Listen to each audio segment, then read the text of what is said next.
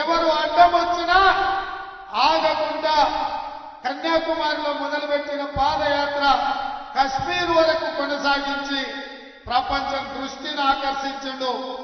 వారు పాదయాత్ర మొదలుపెట్టిన తర్వాత మొదటి విజయం కర్ణాటకలో కాంగ్రెస్ పార్టీ జెండా ఎగరేసినాం.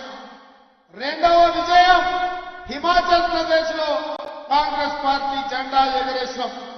మూడవ విజయం తెలంగాణ రాష్ట్రంలో ఈ గడ్డ మీద వారు పాదయాత్ర చేసిన సందర్భంగా మీరందరూ కష్టపడి విజయవంతం చేస్తే రాహుల్ గాంధీ గారి భారత్ జోడో యాత్ర ఈ రోజు తెలంగాణ రాష్ట్రంలో కాంగ్రెస్ పార్టీ ప్రభుత్వాన్ని ఏర్పాటు చేసింది.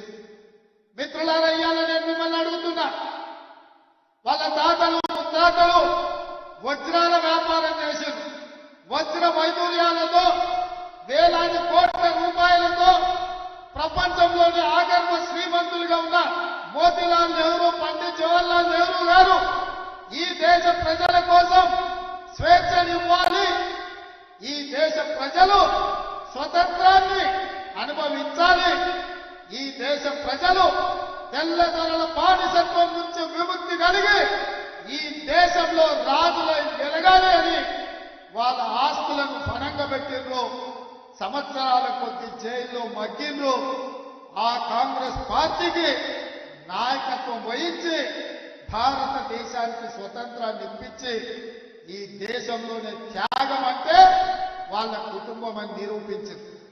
వచ్చిన స్వతంత్ర దేశానికి మొట్టమొదటి ప్రధానమంత్రిగా ప్రపంచానికే ఒక సుపరిపాలన అందించి ప్రపంచ దేశాలతో పోటు పడే దేశంగా భారతదేశాన్ని పండిత్ జవహర్లాల్ నెహ్రూ గారు తీర్చిదిద్దారు. వారి వారసత్వంతో వచ్చిన శ్రీమతి ఇందిరాగాంధీ గారు ఈ దేశ సమగ్రత కోసం, సమైక్యత కోసం, ఈ దేశాన్ని కాపాడడానికి తన చివరి రక్త పొట్టు వరకు ఈ దేశం కోసం దారపోసి తుపాకీ తూటాలకు బలై నేల కొట్టిండ్రు తప్ప దేశ సమగ్రతను కాపాడడంలో ఒక్క అడుగు కూడా వెనక్కియ్యలే.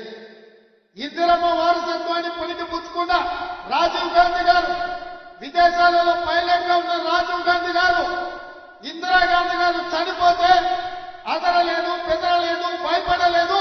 ఈ దేశానికి నాయకత్వం వహించడానికి వారు వచ్చి ప్రధానమంత్రిగా ఈ దేశాన్ని ముందుకు నడిపించిండు. ఈ దేశంలో యువకులకు కంప్యూటర్ని పరిచయం చేసిండు. ఈ దేశంలో యువకులకు 21 సంవత్సరాలకు ఓటు ఉంటే 18 సంవత్సరాలకే ఓటు హక్కుని ఇప్పించి ఇవాళ 18 ఏళ్ల పిల్లలు ఓటేస్తుండ్రు. ఈ దేశంలో ముఖ్యమంత్రులను, ప్రధానమంత్రులను ఎన్నుకుంటుండ్రు అంటే అది రాజీవ్ గాంధీ గారి గొప్పతనం, వారి త్యాగం ఉన్నది. మరి వారి బిడ్డ వారు ఈ దేశం కోసం ఏ త్యాగానికైనా సిద్ధమైన రాజీవ్ గాంధీ గారు మరణిస్తే, వీర మరణం పొందితే, తమిళనాడులో శ్రీపెరంబదూరులో నేల కొరికితే శ్రీమతి సోనియా గాంధీ గారు భయపడలే. ఇద్దరి పిల్లల్ని సంకలో పెట్టుకొని 100 కోట్లు ఆనాడు ఉన్న జనాభాను ఈ దేశం అనాథ కాకూడదు, ఈ దేశం బలమైన నాయకత్వం ఉండాలి, నా దుఃఖం దిగబెట్టుకుంటాను, ఈ దేశ ప్రజల కోసం త్యాగం చేస్తానని శ్రీమతి సోనియా గాంధీ గారు ముందుకొచ్చి కాంగ్రెస్ పార్టీకి ఈ దేశానికి నాయకత్వం వహించి తిరిగి మళ్ళీ కాంగ్రెస్ పార్టీ అధికారంలో తీసుకొచ్చింది. ఆ విధంగా సంక్షేమంలో ఉన్న ఈ దేశానికి బలమైన నాయకత్వాన్ని అందించి ప్రధానమంత్రి, రాష్ట్రపతి పదవులను త్యాగం చేసి ఈ దేశాన్ని మళ్ళీ శత్రు దుర్భేద్యమైన దేశంగా శ్రీమతి సోనియా గాంధీ గారు తీర్చిదిద్దారు. వారి స్ఫూర్తితోనే 2004లో రాహుల్ గాంధీ గారు ఎంపీ అయ్యింది.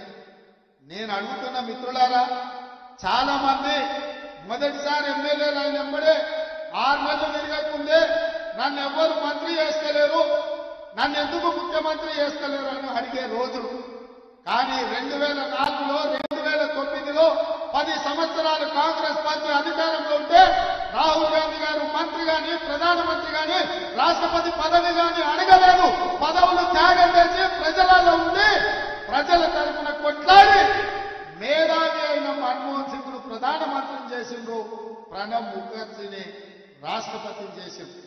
త్యాగం అంటే రాహుల్ గాంధీది, త్యాగం అంటే సోనియా గాంధీది, మరణం